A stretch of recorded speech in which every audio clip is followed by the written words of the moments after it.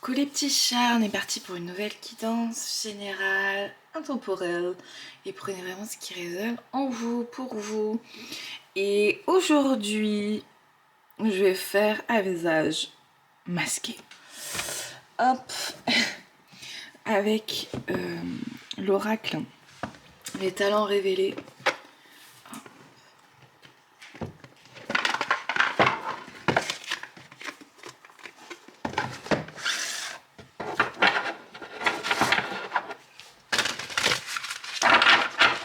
Alors,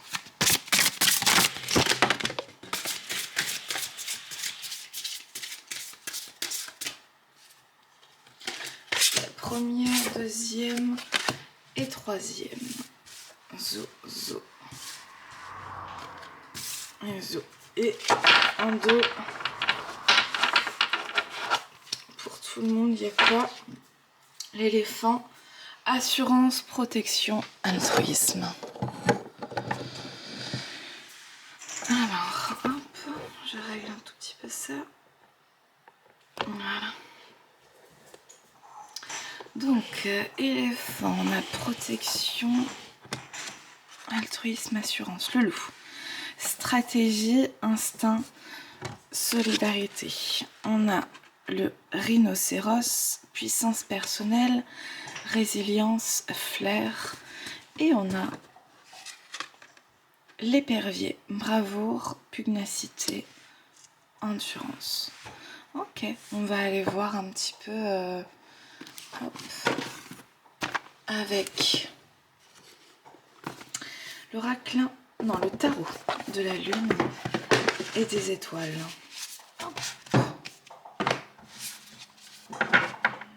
Qu'est-ce qu'on veut nous dire sur cette situation?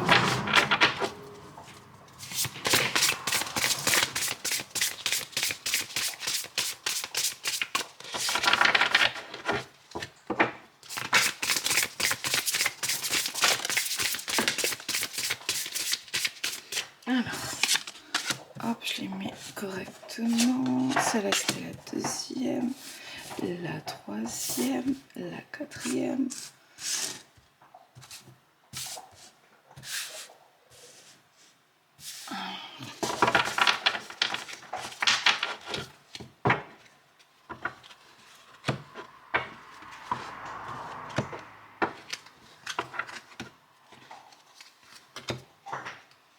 Ok, allez, on est parti. On a la 8 d'épée avec l'anxiété à l'envers. L'anxiété est un mélange de tristesse et de peur. On a le 9 d'épée avec le traumatisme à l'envers. On a le 9 de denier avec le confort. On a le karma et la roue de fortune sur le côté. Le 10, hop, le 10 de denier avec la richesse à l'envers. Le 8 de bâton, donc la vitesse à l'envers. Le cavalier de coupe avec la romance.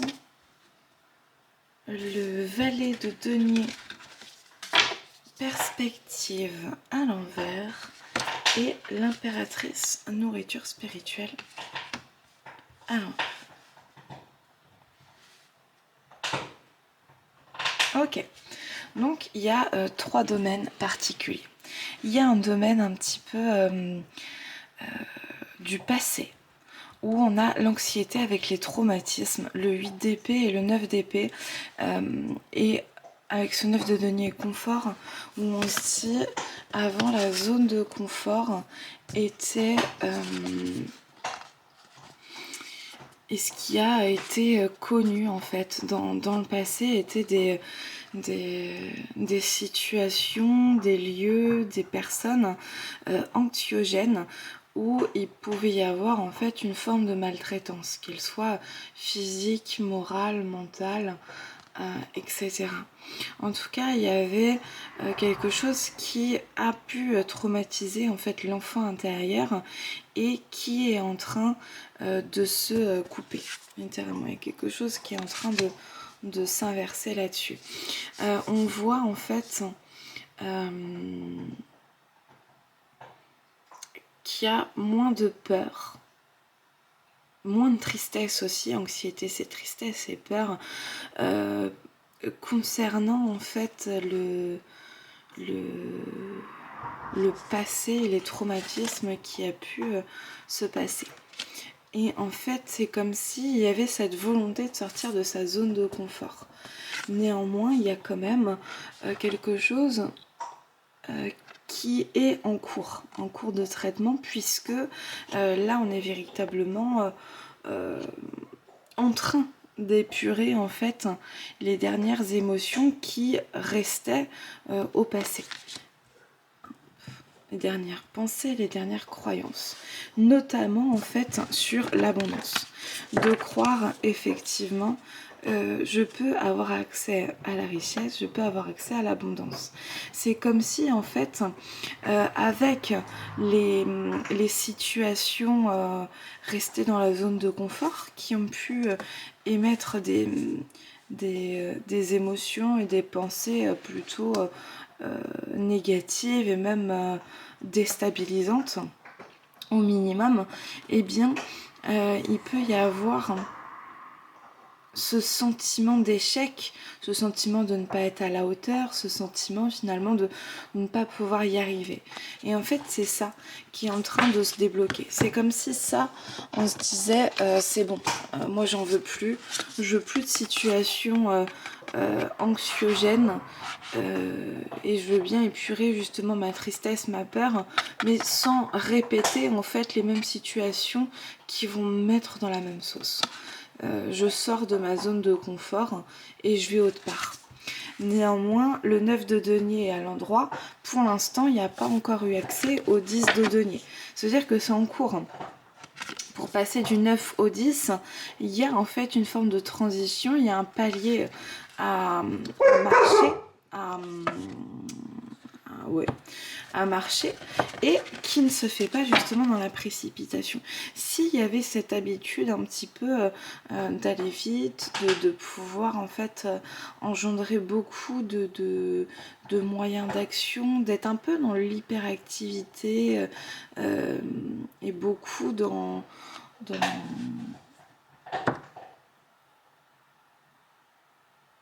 le faire, eh bien, il y a peut-être cette volonté justement de faire un petit peu les choses différemment. Si effectivement il y avait beaucoup de faire de vitesse pour arriver en fait à un résultat, peut-être que justement là la nouveauté ce serait de lâcher prise sur les situations et de manifester. Si on est beaucoup dans le yang, dans l'action, là c'est peut-être être un peu plus dans le yin, manifester, c'est-à-dire se mettre la fréquence de ce que l'on veut. Si on était plutôt dans le yin, dans la réceptivité, ce serait peut-être de commencer à mettre des actions. Tout dépend véritablement de quel côté. Et dans tous les cas, pour équilibrer justement cette manifestation et ses actions. On va faire un petit point avec les animaux justement. Pour tout le monde, il y avait l'assurance, la protection et l'altruisme avec l'éléphant. Il y avait le loup, la stratégie, instinct, solidarité. Le rhinocéros, puissance personnelle, résilience, flair. Épervier, bravoure, pugnacité, endurance. Bon. Eh bien, là, avec le loup, c'est de se dire effectivement, il y a besoin de monter une stratégie, d'être intelligent et instinctif relative aux situations en fait qui émergent dans le passé, qui peuvent toujours être là dans le présent mais qui émergent dans le passé. Comment je peux faire pour sortir de cette zone de confort? Donc il y a deuxième, puissance personnelle, résilience, flair. Ok. Donc pour arriver en fait à la forme d'abondance qui est recherchée, qui est souhaitée, on a quoi? Le contrôle avec le 4 de denier à l'envers. Et justement, je parlais de lâcher prise. Vous voyez ou pas? Avec le cavalier de bâton, l'immaturité. Voilà. En fait, c'est comme si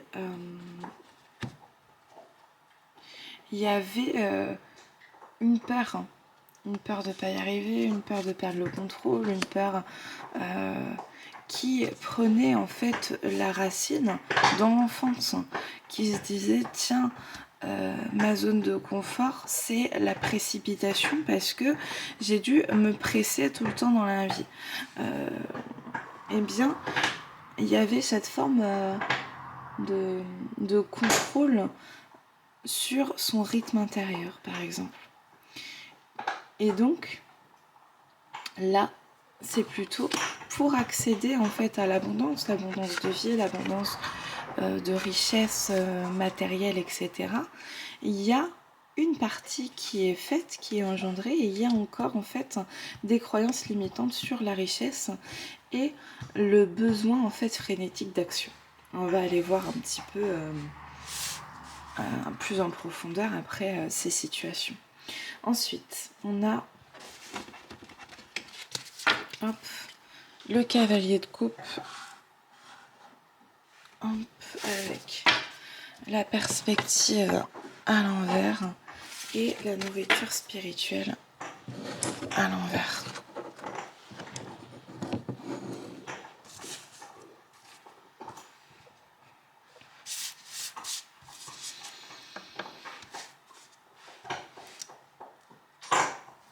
En fait, c'est comme si il y avait de l'engouement, en fait, un romantisme. J'aimerais tant voir Syracuse, l'île de paquets qui rêver des oiseaux qui s'amusent. En fait, un espoir, quelque chose de sensible au niveau de la romance. Et c'est comme s'il y avait des illusions qui étaient en train de sauter. Parce qu'il y a une certaine répétition, parce que il y a eu une prise de hauteur, une prise de distance. Sinon, il y a besoin en fait de prendre de la hauteur, de prendre de la distance, parce que c'est comme s'il y avait une forme de répétition, de relation qui n'est pas suffisamment nourrissante d'un point de vue émotionnel, énergétique et spirituel. Est-ce qu'il y a un déséquilibre justement entre la forme de donner et recevoir? Est-ce que je ne vois pas que je donne plus, largement plus et trop par rapport à ce que je reçois? Donc l'autre personne peut rester aussi dans cette zone de confort pour lui parce que justement, lui est nourri et moi finalement, il y a un épuisement énergétique et spirituel, affectif, et donc aussi il peut y avoir une mésestime, un manque de confiance en soi, et justement ça peut jouer après sur l'assurance parce que justement il n'y a pas ce donner et recevoir sur protection, altruisme. Voilà, c'est comme si je l'offrais. Hop, moi voilà, je me présente un petit peu, je m'appelle Henri. Je me présente sur le côté éléphant, sagesse, assurance, protection, altruisme. Et est-ce que c'est véritablement ce que je reçois en retour? Voilà. On va aller creuser en fait.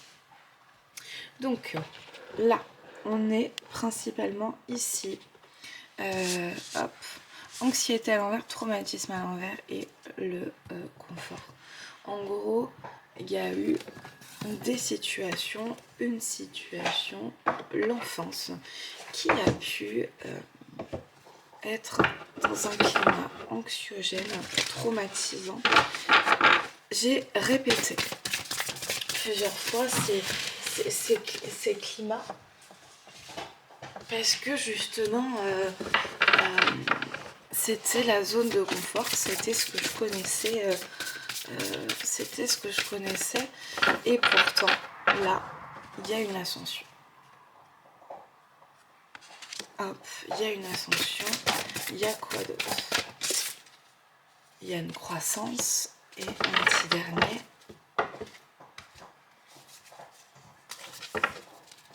il y a l'abondance. Et derrière se cache la colère.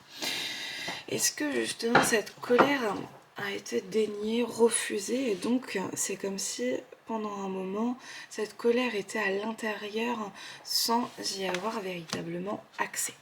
Donc on a en fait quelque chose qui est en train de fleurir, de se redonner naissance. Parce que il y a eu cette réalisation effectivement de je mérite autre chose.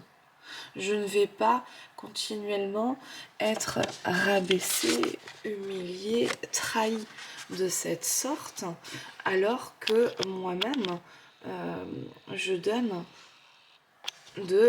on a vu relationnellement, de la bonne nourriture. Pourquoi je recevrais en fait quelque chose d'avarié en retour? Voilà. Pourquoi je recevrais ces trahisons, ces situations qui appuient sur mes boutons rouges, alors que moi-même je fais au mieux pour les autres. Ok.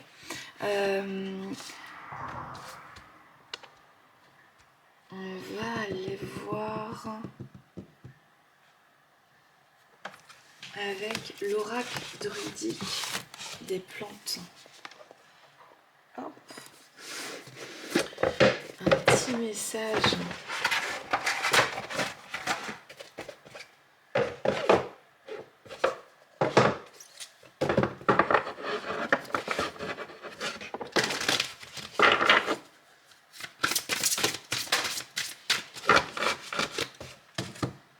Voilà. Alors on a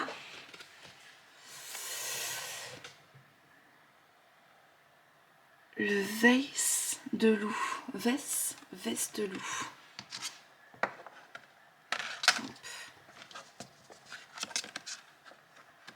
Vase de loup. Alors, je vais aller lire.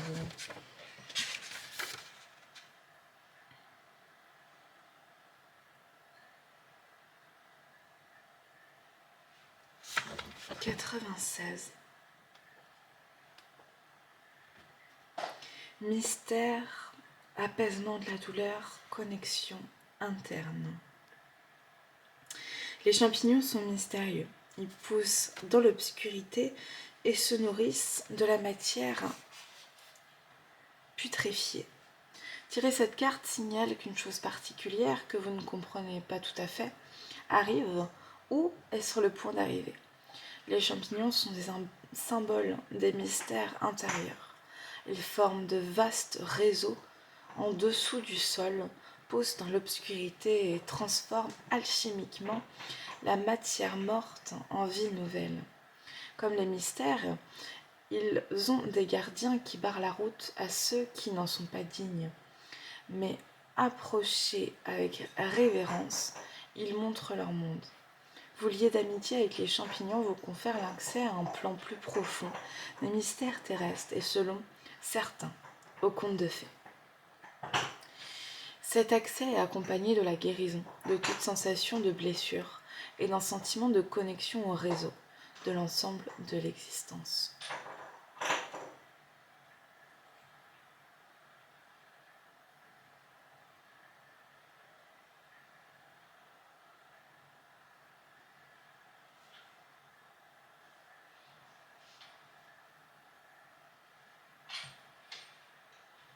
Ok. Donc là, ce qu'on voit véritablement, ça me fait penser un petit peu à cette histoire de lotus qui naît de la boue ou au phénix qui renaît de ses cendres. C'est un peu cette idée en fait d'être dans un contexte, d'être né dans un contexte où il y avait beaucoup en fait de trahison, de dévalorisation, de survie en fait. de survie émotionnelle, de suradaptation au système de l'autre, parce que le petit enfant ou la petite enfant qu'on a été a pu se dire, si je ne m'adapte pas ou si je ne me suradapte pas au système familial, je suis dans un danger. Et en fait, à force d'être calibré sur ce mode réactionnel, relationnel, de l'amour conditionnel, de tu as la paix si tu fais bien comme je dis et tout ce que je dis, eh bien, il y a en fait le cerveau qui apprend à se calibrer à cette dysfonction. Et là, il y a quelque chose, justement, qui renaît de ses cendres. Peut-être, pour certains, il y en a, c'est en souterrain, et pour d'autres, il y a véritablement, en fait, quelque chose qui est en train d'émerger de, justement, ce contexte très anxiogène, très traumatisant.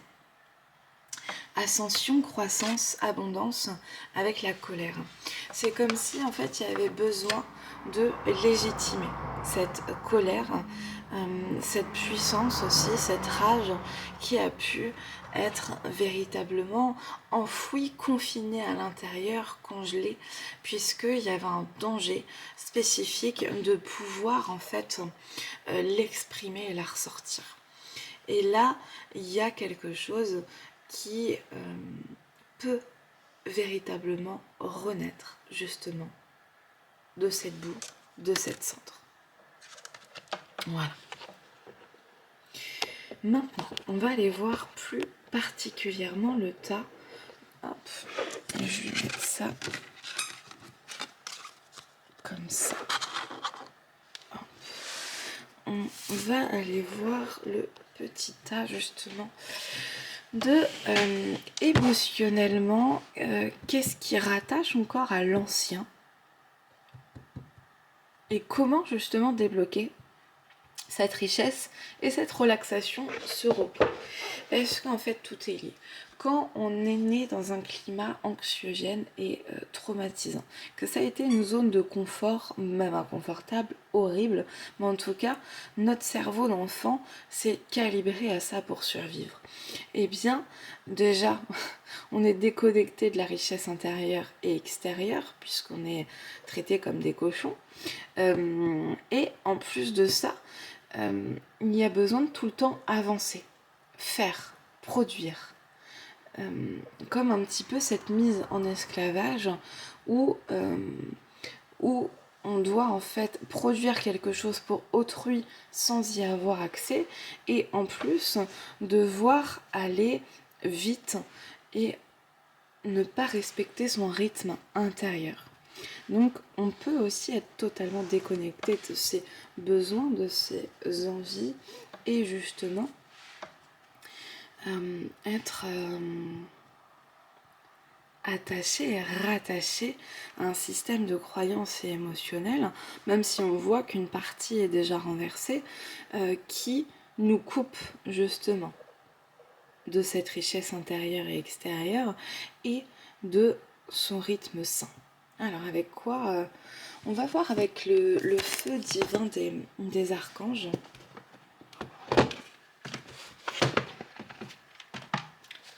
Leur message, leur soutien, leur amour, leur regard bienveillant en fait sur cette situation. On a Adnachiel, on a Gabriel.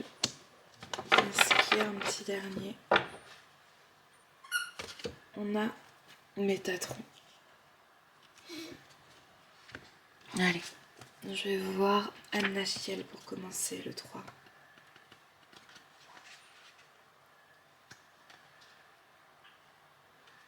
Alors, le nom de signifier...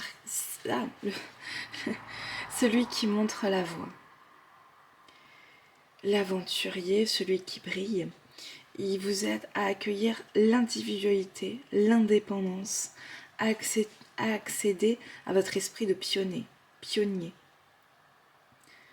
Explorer dans la vie d'autres possibilités.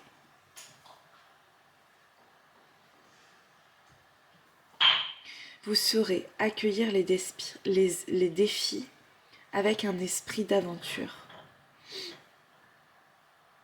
C'est un ange vive, libre d'esprit, qui vous aide aussi à sortir des contraintes imposées par le conditionnement social et les attentes de la société, afin de nous faire entendre en affirmant nos besoins avec honnêteté, authenticité et intégrité.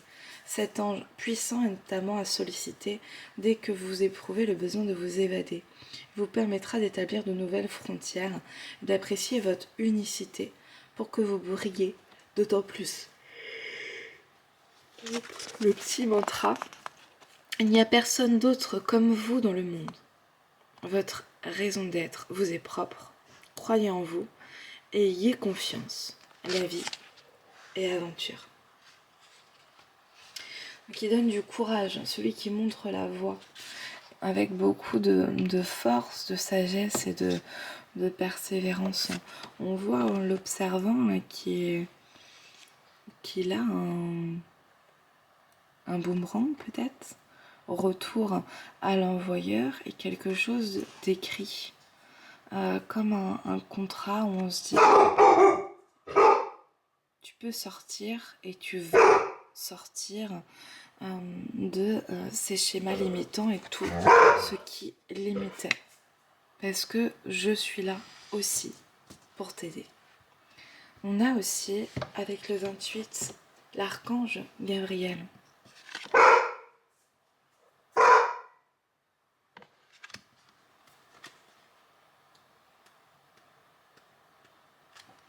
Alors, objectif sacré. Le beau Gabriel est l'un des plus célèbres archanges. Pouvant être perçu comme masculin ou féminin, sa représentation en carte est androgyne. Je vous remontre quand même. Ah, ça va vous regarder en même temps si vous voulez. Pour honorer l'équilibre de ses qualités masculines et féminines. Connu comme le messager de Dieu, son nom signifie « Dieu s'est montré fort ». Il nous aide à découvrir notre vérité, notre véritable chemin de vie, et est très utile pour les écrivains et les professionnels de la communication. Gabriel apporte l'espoir en période d'épreuve, accompagne lors des nouveaux départs et guide au travers du voile de l'illusion. Je me souviens que ma mère disait qu'il lui était apparu chez nous quand j'étais enfant. Elle avait entendu comme des trompettes héraldiques et s'était retournée. Elle avait vu une gigantesque silhouette debout en haut. Attendez, j'ai perdu. En haut de l'escalier, touchant le plafond, vêtue de robe blanche flottante. Elle en avait éprouvé une joie irrésistible. L'ange n'apparut qu'une minute avant de disparaître dans un sentiment. Ma mère m'a parlé des anges dès mon plus jeune âge et m'a toujours aidé à prier Gabriel pour recevoir ses conseils. Encore aujourd'hui, je sens cet ange magnifique qui me guide et me rassure. Quand il est à proximité, je vois parfois des étincelles blanches et j'ai le sentiment d'être dans le flot de l'univers, comme si tout ce que je touchais se transformait en or. Gabriel peut apporter l'espoir. À ces moments où vous avez l'impression qu'il n'y en a plus. Des années plus tôt, j'ai perdu mon emploi de rédactrice pour un magazine de spiritualité. J'étais anéantie. Je croyais avoir perdu toute raison d'être. Je me sentais comme une ratée, parce que toute ma vie s'était effondrée, avec peu d'argent à la banque et trop peu de perspectives, là juste après. J'ai traversé une période difficile qui a duré plusieurs années. J'ai fait l'expérience de ce que bon nombre appellent la nuit noire de l'âme. Mais alors que j'étais au plus bas, Gabriel est parvenu à me transmettre un message d'espoir. En rentrant chez moi à pied, un après-midi maussade d'hiver, j'avais mes écouteurs sur les oreilles, dans la tentative de passer à autre chose qu'à mes pesantes émotions. La musique a toujours eu beaucoup de sens pour moi. C'est aussi l'un des moyens par lesquels les anges peuvent nous envoyer des signes. C'est pourquoi je suis à l'écoute des paroles des chansons pour voir si un message m'y sera adressé. J'avais réglé ma musique en mode lecture aléatoire ce jour-là et comme souvent, j'ai demandé à l'univers de choisir les bonnes chansons que j'avais besoin d'entendre en rentrant chez moi.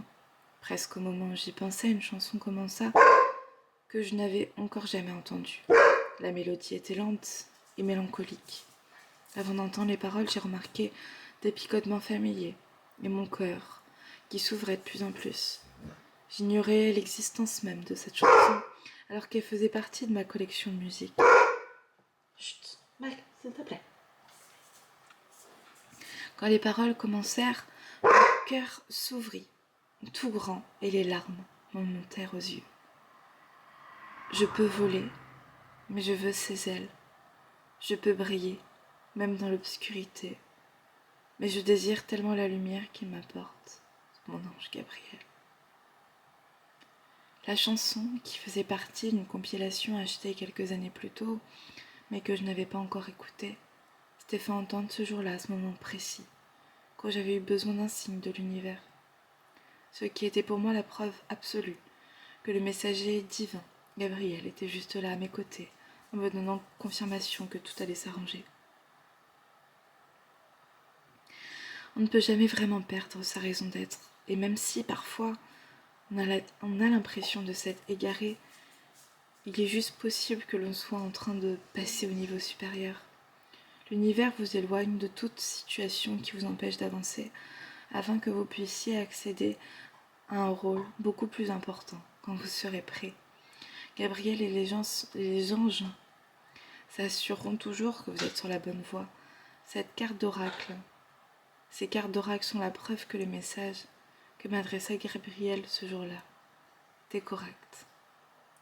Demandez-lui de vous donner un signe d'espoir en période d'épreuve et de vous aider à vous aligner sur la véritable raison d'être de votre âme. Gabriel s'assurera que vos désirs les plus profonds sont exaucés. Si vous vous égarez, cet ange soufflera dans sa trompette pour vous rappeler de faire confiance à vos capacités. Le petit mantra avec Gabriel. Vous êtes totalement dans l'alignement de votre raison d'être sacrée. Soyez plein d'espoir.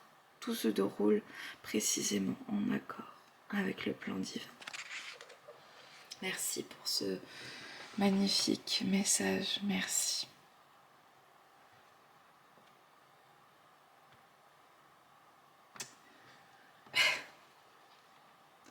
Allez, j'ai même envie de faire juste sonner le silence et une petite musique aussi.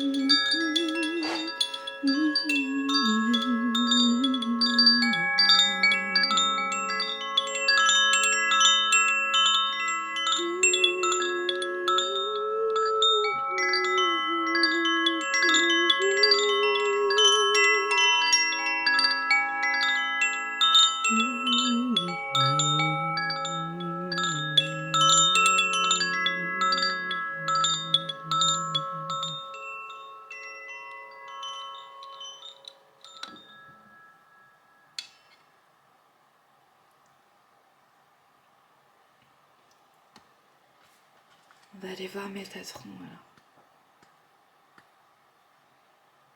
alors. Est-ce qu'on le voit? C'est magnifique, elle est magnifique cette carte. Sagesse ancestrale. L'un des deux anges seulement on dit qu'il s'arpentait la terre en tant qu'être humain. L'autre étant Sandalphon. Le nom terrestre de Métatron était Enoch.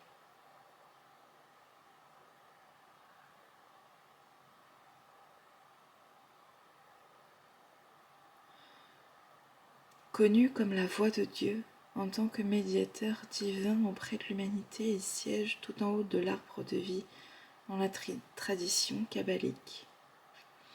Ça me fait penser à une école, je ne sais plus comment elle s'appelle, qui justement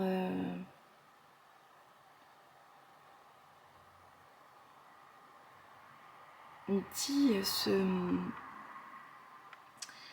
de véhiculer la sagesse et les enseignements de Métatron, les Esséniens. J'ai un petit peu étudié justement, je sais pas si on dit une philosophie essénienne. En tout cas, ça me disait quelque chose. Enoch. Sagesse ancestrale avec Métatron. Bon. Il nous aide à rentrer en contact avec la sagesse ancestrale afin de puiser dans notre véritable génie. Si vous le lui demandez, il activera vos chakras supérieurs, dont le coronal.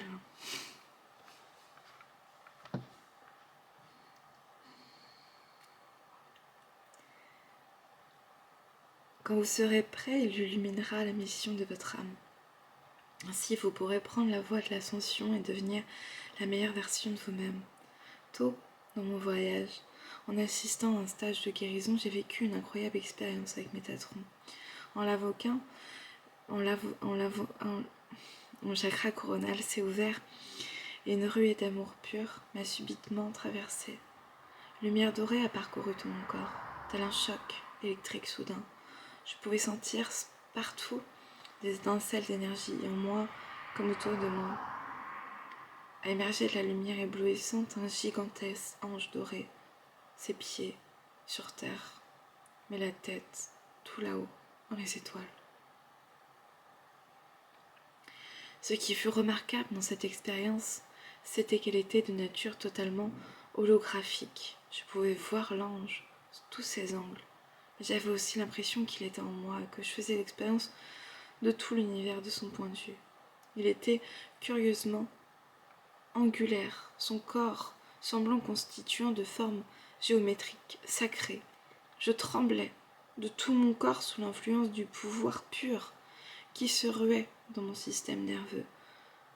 Jamais je n'avais rencontré un être aussi gigantesque. Je décidai de lui demander son nom. « Je suis Métatron », dit une voix retentissante, semblant se répercuter en écho des cieux. Métatron me montra un grand symbole doré, multifacette, son cube, qui pouvait être descendu au travers du champ d'énergie de quelqu'un pour intensifier sa vibration, purifier, équilibrer et aligner ses chakras, et apporter une guérison et une transformation profonde. Après cette expérience, en reprenant mes esprits et en ouvrant les yeux, je vis une autre guérisseuse participant au stage traverser la pièce où 50 d'entre nous étant rassemblés pour me transmettre un message. « Ma chère, dit-elle, j'ai simplement vu tout ce qu'ils veulent que tu écrives et enseignes à leur sujet. » Nous avons baissé les yeux et là, sur le sol, directement entre nous, se trouvait une grande plume blanche. J'ai appris plus tard que Métatron, comme le révèle sa représentation sur la carte, est l'ange de la géométrie sacrée qui régit les composants de la création. Le mantra de Métatron. Vous êtes couronné par la lumière de la source. La sagesse est accessible à celles et ceux qui suivent l'intégrité issue de leur cœur.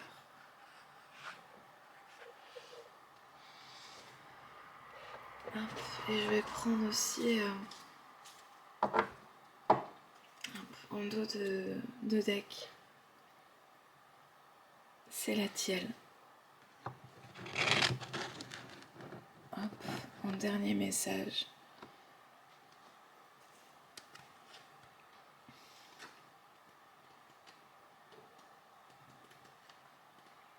Je trouve que ça fait du bien de lire autant de beauté. C'est la tielle, dévotion. Le nom de Sélaciel, ange de la contemplation et de la dévotion, signifie prière de Dieu. Connu comme l'intercesseur, car cet être doux enseigne l'importance de la prière et comment considérer chaque aspect de vie entière comme étant sacré et digne de dévotion. Sélaciel peut vous montrer Pardon, je suis en train de bailler. Comment apaiser votre esprit afin d'être réceptif à cette voix silencieuse qui vous fait part de conseils authentiques?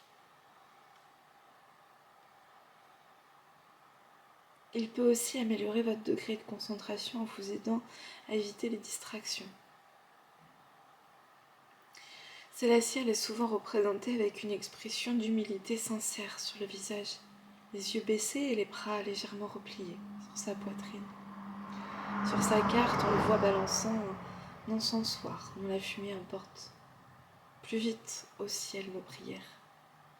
Ange de la conscience, il aide à vivre sans attachement malsain, à rester centré dans l'instant présent et à garder confiance qu'il sera répondu à nos prières.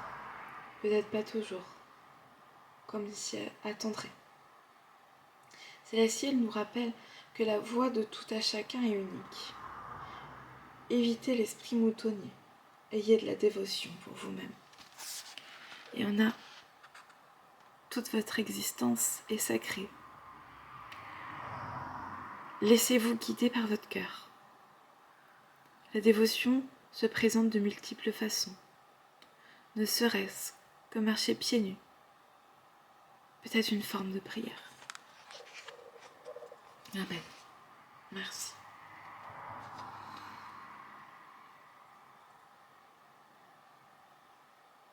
Bien. Maintenant, on va aller voir tranquillement ce troisième chemin. Hop. Avec l'oracle murmure de Ganesh.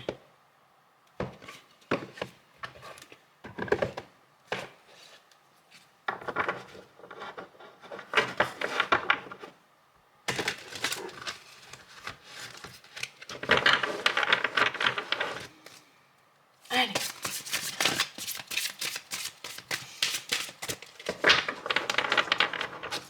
Là-dessus, on avait plutôt cette idée de dévotion relationnelle non réciproque.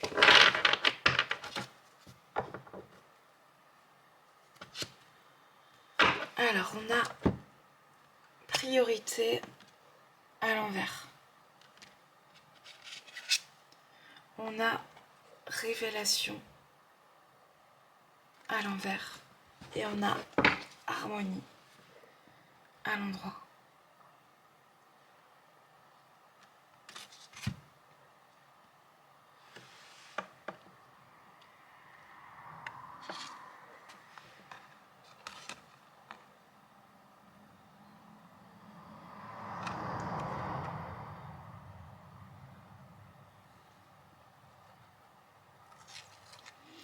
C'est comme si en fait c'était pas la priorité à l'heure actuelle, justement cette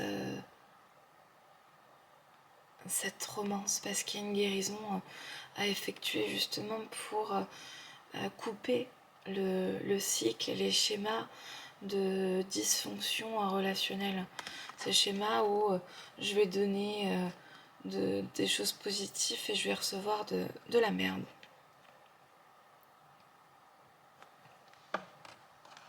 Donc la priorité, c'est plutôt de trouver des moyens de se reconstruire au maximum pour justement s'élever de ça. Et je vais plus avoir beaucoup de batterie, donc je m'excuse si ça se coupe avant la fin du message.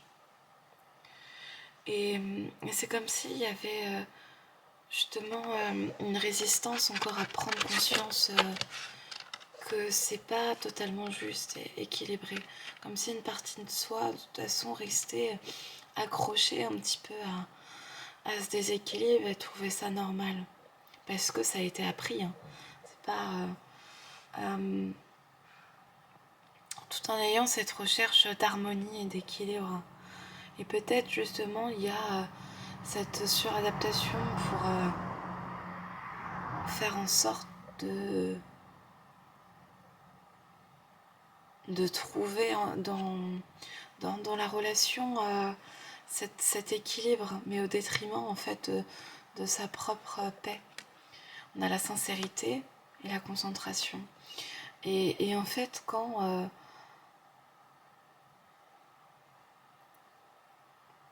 on est réceptif au ressenti, au message, et si on peut un petit peu...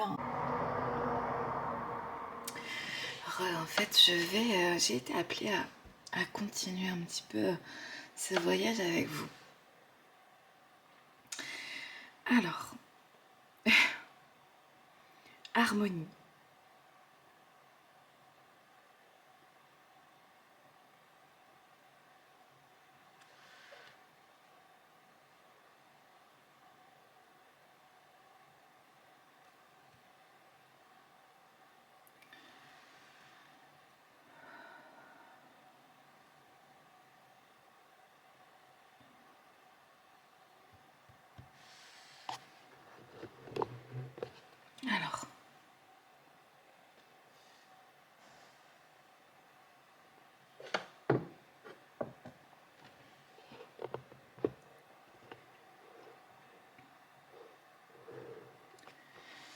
Alors, c'est comme si en fait on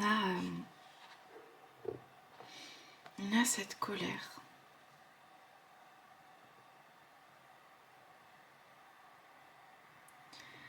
Qui est refoulée à l'intérieur de nous-mêmes, justement, pour garder en harmonie les situations en face. C'est-à-dire, je prends sur moi, je n'impose pas spécialement mes limites, mes frontières, mes distances, sinon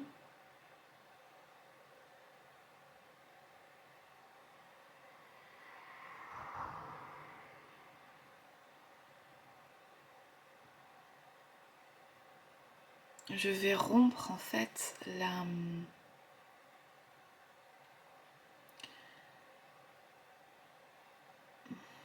dynamique de la relation. C'est-à-dire que la relation ne tient que parce que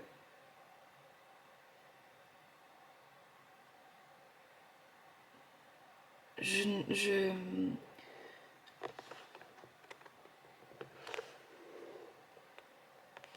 n'impose pas ma propre puissance face à cette relation.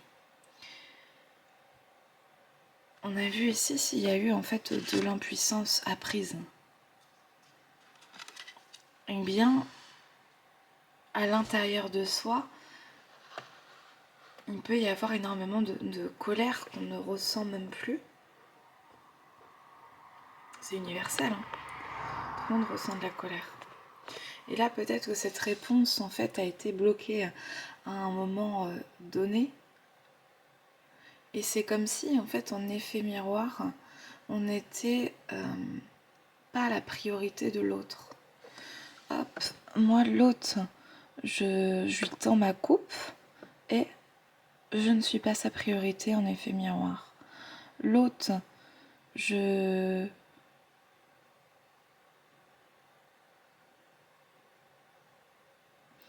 fais en sorte en fait d'être dans une idéalisation. C'est-à-dire que je ne vais pas voir la personne telle qu'elle est, mais telle que j'aimerais qu'elle soit. Comme dans un rêve. J'idéalise l'autre, je le mets sur un piédestal. Et justement, pour l'autre, c'est une forme d'utilisation. T'es pas ma priorité, je t'utilise parce que j'ai des besoins et je vais répondre à mes besoins pour justement trouver mon équilibre, trouver mon harmonie. Mais c'est comme si, alors que moi-même, ça ne me nourrit pas.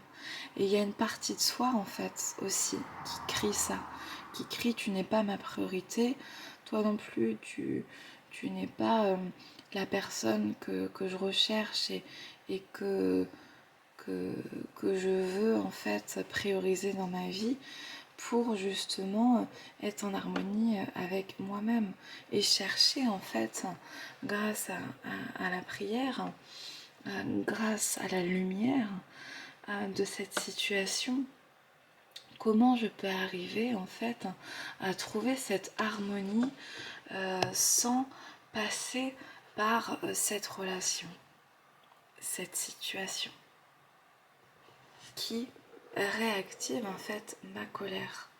Est-ce qu'il y a besoin en fait d'une reconnaissance de cette colère et en fait de pouvoir aussi de quelque façon que ce soit exprimer cette colère. Quand je dis de quelque façon que ce soit, artistiquement, dans le sport, de manière saine et sereine. Tu as besoin aussi de dire ces quatre vérités, ou si elles sortent, bon, c'est ok. Rester au maximum dans le respect de soi et le respect de l'autre. S'il y a des débordements, bon, ce sont des choses qui peuvent se contenir. Comme il y a beaucoup de choses qui ont été contenues, c'est comment en fait pouvoir relâcher cette pression interne. J'ai l'image de la cocotte minute, où d'un coup, quand elle est sous pression, t'as l'air qui sort. Et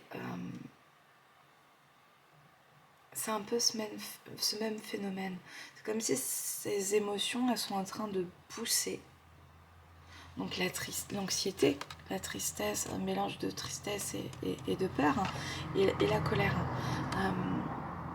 Et les traumatismes qui peuvent remonter à la surface pour justement sortir, être révélés pour sortir de ça. C'est justement cette traversée qui peut, comme on a vu aussi avec les archanges, être une traversée du désert, la nuit noire de l'âme. Et en fait, c'est une situation d'abondance parce que une fois que c'est traversé et libéré, on se décharge du poids du passé, de ces émotions qui étaient sous-jacents, toujours là, en toile de fond.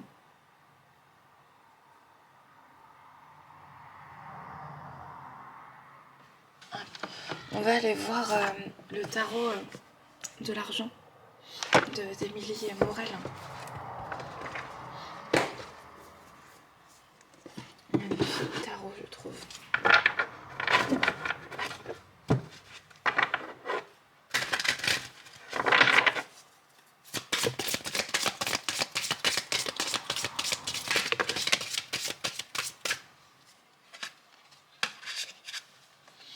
On a le roi de désir.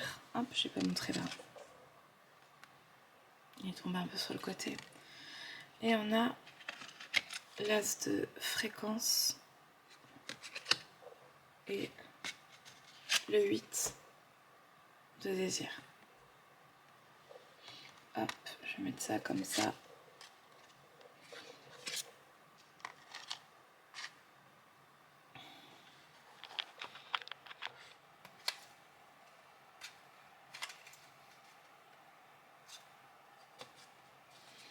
On a le 6 de désir avec à l'envers. Et le luxe. Avec la roue de fortune.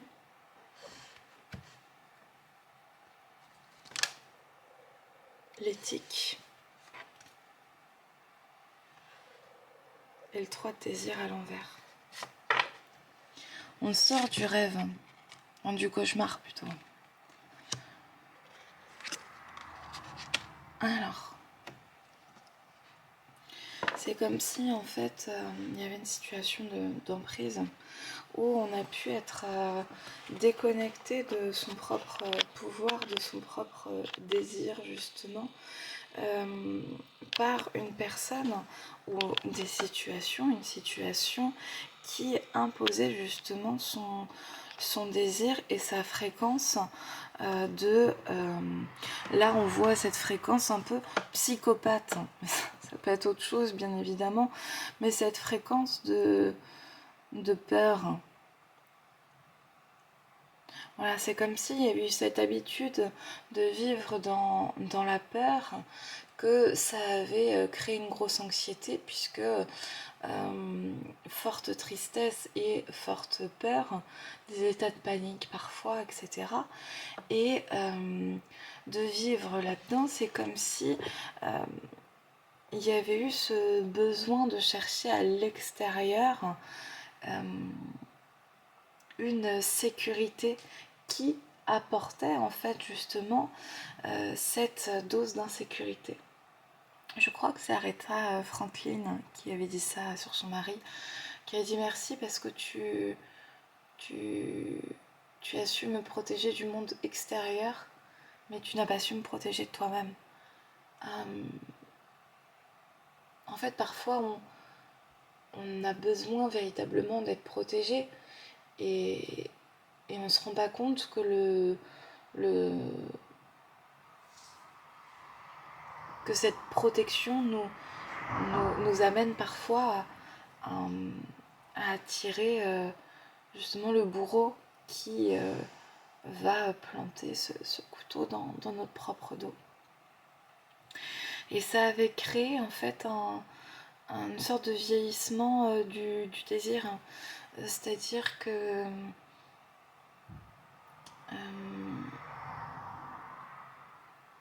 une forme d'apathie, j'ai moins d'envie, j'ai moins de désir, j'ai moins de force, et je suis beaucoup moins connectée en fait à ce qui me faisait du bien. Si j'étais une grande sportive ou si j'aimais telle ou telle activité, eh bien il y a cette forme où ça m'a coupé de ce qui me faisait du bien.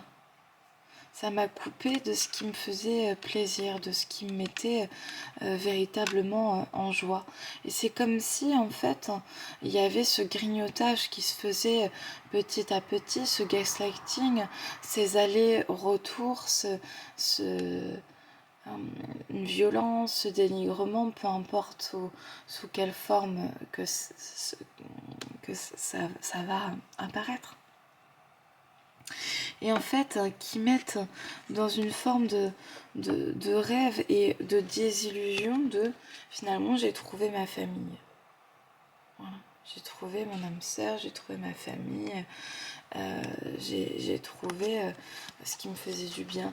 Et finalement, quand on regarde un petit peu la c'est l'iceberg, on voit pas en fait tout ce qu'il y a de sous-jacent, qui est la personne aussi utilise et nous utilise à notre propre dépens, utilise notre énergie, notre force, a besoin peut-être de rabaisser pour se sentir plus puissant, a besoin de raconter des mythos autour pour se faire paraître plus grand qu'il ne l'est, et se ment peut-être à lui-même pour se raconter en fait que effectivement c'est vous la personne cruelle pendant que lui est en train de jouer ses délires.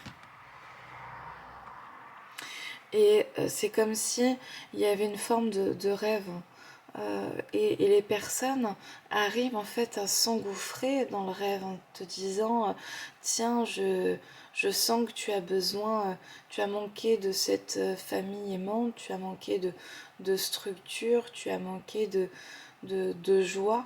Et ben je vais te faire croire que je suis cette famille, je suis cette joie, je suis cette protection, alors que finalement je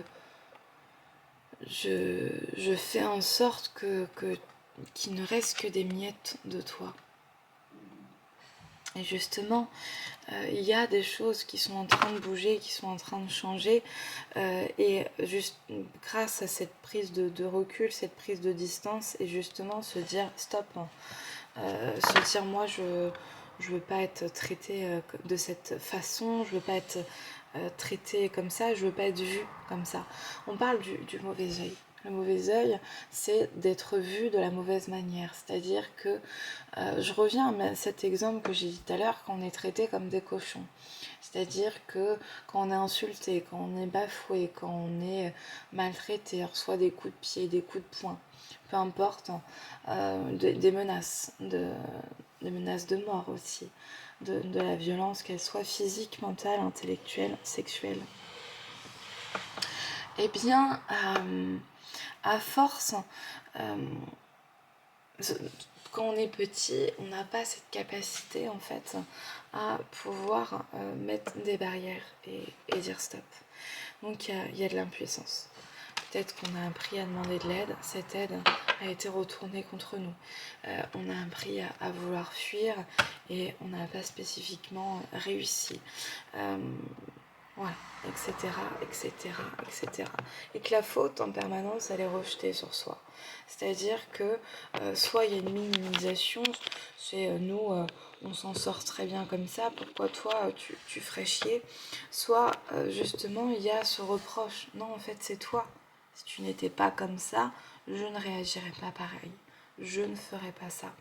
Et en fait, c'est tout le terreau de l'emprise émotionnelle, physique, intellectuelle, sexuelle, et tout le terreau aussi de, des manipulateurs, des pervers, qui peuvent après en fait faire de soi un petit peu sa chose et rentrer dans cette manipulation pour justement appuyer sur le fait qu'il n'y ait pas cette capacité d'éthique, cette capacité à dire non.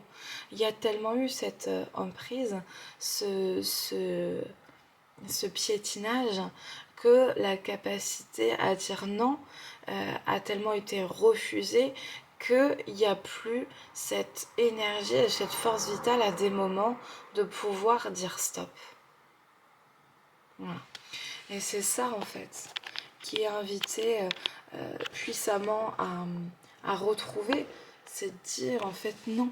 Je te mets devant ton miroir, je te mets devant aussi ta réalité et ce n'est pas à moi de prendre en charge les émotions d'autrui. Ce n'est pas à moi d'absorber ce qui ne m'appartient pas. Parce que c'est comme si en fait il y avait ce grignotage. On dit cette expression, je te donne mon doigt, mon poignet, tu prends le bras. En fait, c'est ce grignotage au fur et à mesure, parce que dû à l'insatisfaction et le trou béant de l'autre qui projette son propre vide sur nous-mêmes.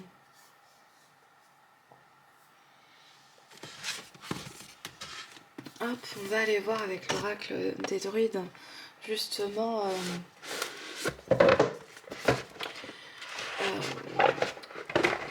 qu'est-ce qui peut aider à retrouver cette force intérieure, cette capacité à dire non, cette capacité à dire stop, et cette capacité en fait à dire à l'autre, mais toi toute ta merde, tu vois, tu la gardes, voilà, je suis pas ton éboueur, c'est pas à moi de ramasser tes ordures, c'est pas à moi de les trier, c'est pas à moi de faire tout ça, donc maintenant tu te les gardes et tu te les enfournes où tu veux. Moi je veux plus être ton réceptacle. On a l'aigle.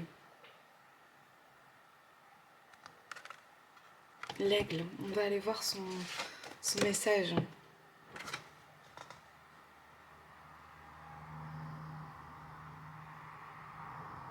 L'intelligence, le renouveau, le courage. 84. Du courage, du courage, du courage. Parce qu'on a cette impression qu'on est toujours en danger et qu'on n'a pas le droit de parler. On a cette impression que si on dit quelque chose, même loin de cette situation, on a tellement appris en fait à devoir se la fermer et se taire que on a toujours l'impression d'être en danger quand on parle. Moi je pense à Camille, c'est pas Cotin, ne me jugez pas, Camille Lelouch, qui a dénoncé justement la maltraitance de son ex-compagnon, qui a écrit un livre d'ailleurs à ce sujet que je n'ai pas lu. Voilà, mais j'ai déjà entendu 2-3 interventions et ces chansons sont éloquentes quand on voit finalement le courage qu'il a fallu sans doute pour pouvoir oser parler, pour oser se relever, pour oser créer quelque chose à travers quelque chose de totalement brisé.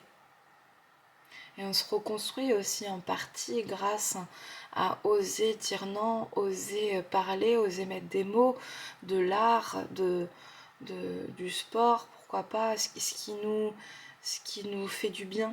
Je repense à l'exemple de David Douillet qui s'est fait lui harceler petit et qui est devenu David Douillet.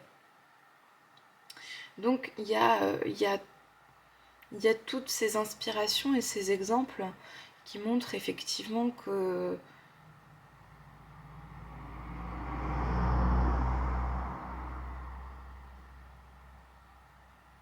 peut faire preuve de résilience et à l'image de l'épervier là, de bravoure, de pugnacité et d'endurance.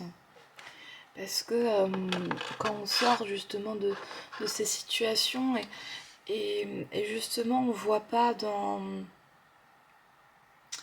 Cendrillon par exemple, elle s'est fait maltraiter par sa marâtre et ses sœurs. Ensuite elle s'en va et elle a gardé cette même pureté. Mais en fait on voit pas après la nuit noire de l'âme de Cendrillon, tous ces fois où elle va sursauter, tous ces fois où elle va pas avoir confiance, toutes ces fois où elle va avoir peur. Et ce sera intéressant de revoir le remake de Cendrillon, non plus sous la forme de ça y est, tu rencontres le prince charmant. Et non, parce qu'il n'est pas toujours très charmant le prince. Hein, on l'a bien vu, je pense qu'on est pas mal à pouvoir l'expérimenter. On voit ça beaucoup dans les œuvres. Donc non, c'est une illusion de croire que l'autre va nous sauver de notre propre souffrance et de notre propre enfance. Donc ce sera intéressant de voir le remake de Cendrillon, de se dire mais en fait il est peut-être pas si charmant que ça tout le temps, tu vois, en plus. Donc bref, entre parenthèses. L'aigle vous aide à prendre du recul pour analyser votre vie. Il vous offre l'objectivité, la clarté d'esprit nécessaire aux prises de décision et à la recherche des priorités. Allié puissant et courageux, il tire son pouvoir du soleil.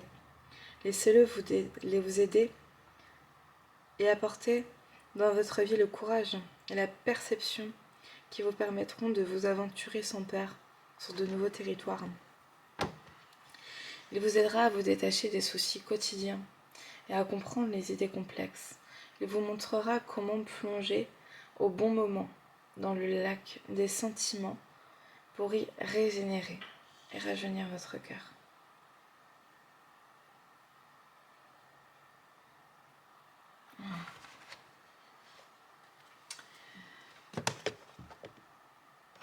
Je vais prendre un petit message de conclusion.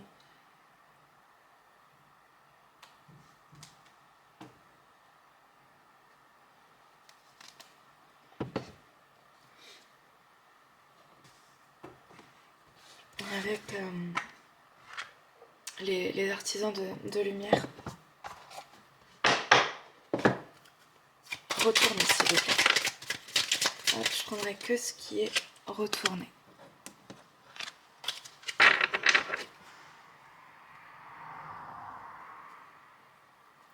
Ok. On protège ton énergie. Ton énergie vitale est précieuse. Pour te préserver, imagine qu'une bulle de protection t'entoure et fait rebondir tout ce qui ne t'est pas bénéfique.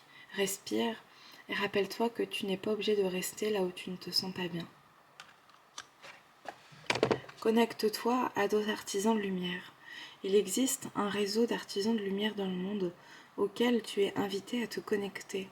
Grâce à ces nouvelles relations, tu es davantage inspiré et encouragé, et des opportunités de co-création s'offrent à toi. Hop, et la dernière. Fais la paix avec l'argent. Il est temps de libérer certaines croyances limitantes liées à l'argent. Tu peux vivre l'abondance financière tout en étant un artisan de lumière qui œuvre pour l'amour. L'argent est un allié, invite-le avec plaisir à arriver dans ta vie. Merci. Voilà, c'est tout pour moi pour aujourd'hui. Merci à vous, merci aux archanges, merci aux guides, merci à la lumière. Et merci au courage, merci aux animaux. Voilà, et merci à l'amour, à la joie. Gratitude. Salut.